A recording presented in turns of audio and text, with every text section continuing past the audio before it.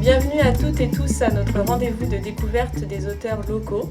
Nous allons donc partir à la découverte des auteurs de l'Oise. Et aujourd'hui avec nous Olivier de Réséguier.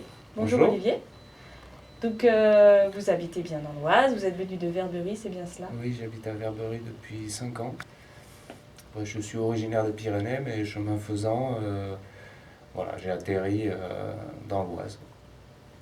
Donc vous êtes auteur et scénariste de bande dessinée? Oui, entre autres, je gagne ma vie surtout en faisant du dessin d'animation. Donc je travaille dans le cinéma d'animation en tant qu'intermittent du spectacle. Et ça me permet à côté de développer mes projets de bande dessinée. Donc je ne vis pas de mes bandes dessinées, mais j'arrive à en faire quelques-unes. C'est une passion aussi. C'est une passion, oui. J'ai besoin de raconter des histoires. D'accord. Et du coup, votre première bande dessinée que vous avez faite, c'est Lille. Oui. Paru en 2008 aux éditions Delcourt. Oui. Du coup, vous vous êtes lancé dans la jeunesse. C'est une bande dessinée plus pour la jeunesse.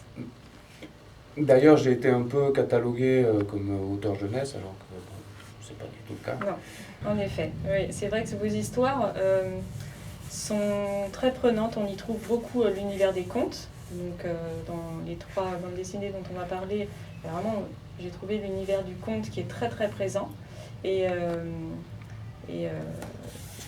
en faire un résumé, c'est assez difficile parce qu'il y a une multitude de détails et d'histoires imbriquées les unes aux autres dans l'histoire générale.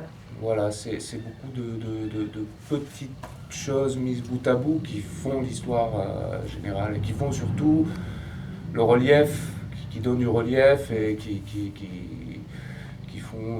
créent un peu c'est ma façon de raconter l'histoire, c'est ma narration, mon mode narratif. C'est votre marque de fabrique, oui. Oui, un peu ma marque de fabrique, disons, voilà. Du coup, en 2010, toujours aux éditions Delcourt, est sorti Le Poilu, que vous aviez donc commencé avant Lille. Oui, voilà, disons que le scénario était bouclé bien avant. En fait, ce qui s'est passé, c'est que, disons que moi, mon livre, il a abouti la veille de partir à l'impression. Tout peut changer. On a une dernière relecture, on a des mots on trouve qu'ils accrochent un peu, donc on peaufine. Moi, c'est ma façon de faire. Hein. Il y a toujours des choses à retravailler. Et à un moment donné, on décide, on arrête là. C'est bon, ça c'est la version finale. Voilà. Okay. C'est la version qui sera éditée. D'accord. Voilà. Donc là, pour Le Poilu, c'est donc un roman graphique en noir et blanc. Voilà, noir et blanc, qui quelque part est pas terminé par rapport au rendu final, puisque c'est d'ailleurs souvent le reproche qui est fait à ce livre, c'est le fait que ça fourmille de détails, de matière, et que des fois ça fatigue un petit peu les yeux. Et c'est parce qu'en fait, à la base, c'était prévu pour avoir un niveau de gris dessus. On suit dans Le Poilu du coup les aventures de ces 2 brigands dans toutes leurs aventures et effectivement multitude encore une fois de détails. Vous devez passer du temps à faire tous ces petits détails, même dans les dessins en noir et blanc. Là on voit bien tous les visages aussi très travaillés, très expressifs. Vu que j'ai fait surtout des études de dessin animé, et que dans le dessin animé, souvent, on est beaucoup dans l'expression, dans rendre les émotions sur les visages, et donc c'est quelque chose qui m'est un petit peu resté. La dernière bande dessinée que vous nous présentez aujourd'hui, en tout cas celle qui a été éditée en ce moment, c'est Contes à faire frémir les sourcils froncés, donc toujours roman graphique, une bande dessinée assez longue, et encore une fois en noir et blanc. Celle-ci, elle est parue aux éditions À la Mer. Donc, dites-nous un petit peu plus sur cette maison d'édition, du coup. Mais ce qui s'est passé pour ce livre, déjà je l'ai pas fait tout seul, c'est la seule. Je l'ai faite avec un ami qui s'appelle Eric Biesi. C'est lui qui a apporté, disons, le contexte, les personnages. Après, on a travaillé ensemble sur directement. Lui, il a écrit tout ce qui lui passait par la tête, plein de choses qu'on retrouve dans le livre. Finalement, j'ai fini le livre tout seul. Donc, et j'ai réadapté un peu les choses. Donc, d'où l'intitulé à l'intérieur qui dit adapté d'une histoire d'Eric Biesi. Mais en l'occurrence, voilà, c'est vraiment une histoire qu'on a écrite tous les deux. Chaque personnage a vraiment ses mimiques de visage, on le reconnaît bien. C'est très très plaisant à lire en fait, c'est très très fluide dans la lecture. Parce que ça, c'est vraiment une BD qui fait du bien, qui prend son temps pour nous parler des choses, et des choses essentielles pourtant, telles que la solidarité, la camaraderie, on retrouve ça. De toute façon, c'est le thème principal de cette bande dessinée. Oui. Donc ça, c'est vraiment une lecture fort agréable, et avec une morale claire à la fin, on y trouve vraiment une morale. Encore une fois, l'esprit des contes, moi j'ai trouvé, était vraiment présent dans cet album-là. C'est sans doute le fait que ça soit plein de petites histoires aussi qui soient embriquées les unes dans les autres et qui racontent une grosse histoire, encore une fois. J'aime bien la notion d'avoir des personnages comme des dieux un peu, qui soient vénérés et en même temps qui ne sont pas forcément les personnes non plus les plus respectables qui soient. Et oui. Avoir un peu toujours dans les personnages un peu cette ambiguïté, on n'est ni méchant ni gentil, ni triste ni heureux, enfin voilà, avoir une forme de complexité par rapport au caractère des personnages. Et là, je me suis permis aussi dans le dessin d'avoir quelque chose de plus libre. Par exemple, le personnage principal et quelque part, il dénote complètement des autres. Un anti-héros à la base. Pour moi, j'ai trouvé. Et même visuellement, je veux dire. C'est ça, il est petit, il est pas. Alors, c'est pas un pilier de barre comme ses copains pirates. C'est vraiment quelque chose. Il est différent, mais il a entièrement sa place justement dans l'histoire. Il grandit. Et c'est ce personnage-là, en fait, qui est très très attachant. Et c'est amusant parce que souvent,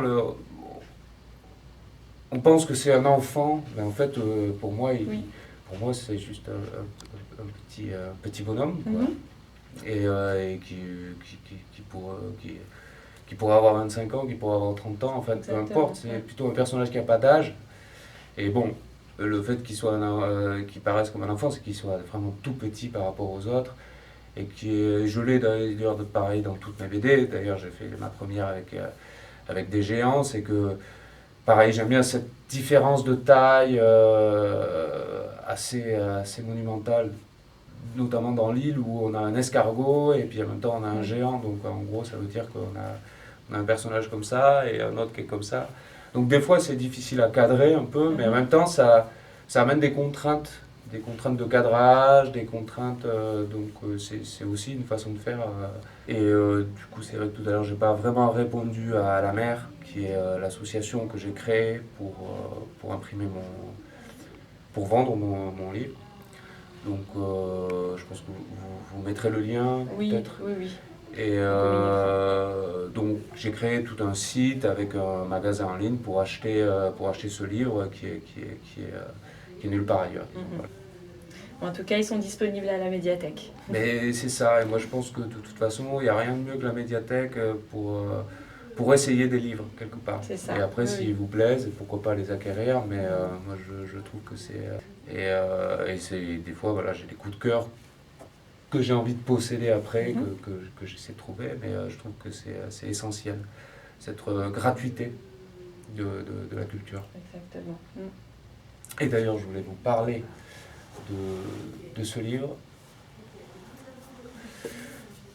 Sous terre, aux éditions d'Argo de Mathieu Burnia, qui est un livre d'aventure palpitant, qui parle en fait de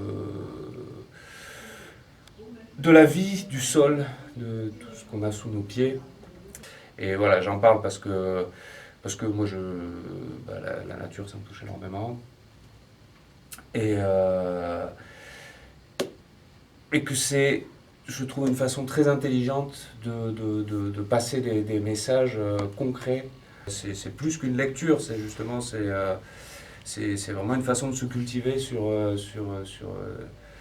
la biodiversité, tout en se faisant plaisir en lisant un bouquin d'aventure. Et ça, je trouve que c'est très intelligent de faire des BD comme ça.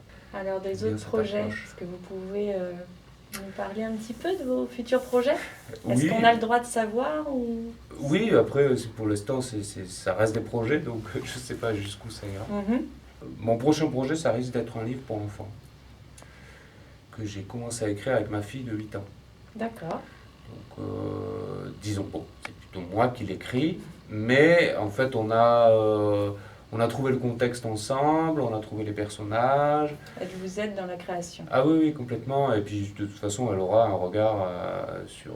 Et puis, elle amène des petites idées, elle amène des petites choses. Bon, voilà, moi, il faut que je m'y mette un petit peu à l'écriture, à proprement parler.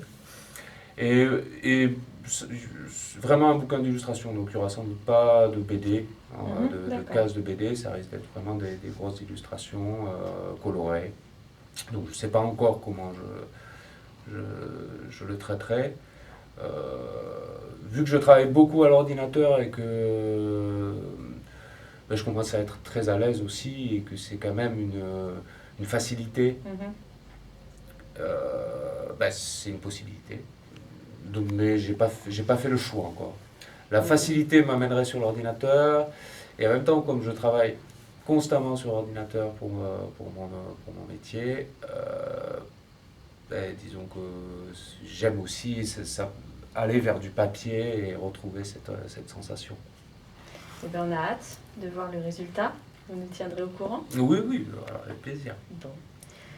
Olivier, je vais vous remercier en tout cas d'être venu jusqu'à Saint-Leu-d'Esserand pour nous parler de vos livres et puis nous donner envie de les lire. Moi, en tout cas, voilà, j'étais ravie, j'ai fait des belles découvertes en lisant vos bandes dessinées.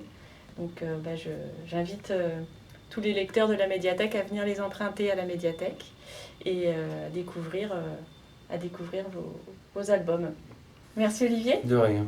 Merci à vous. Au revoir. Au revoir.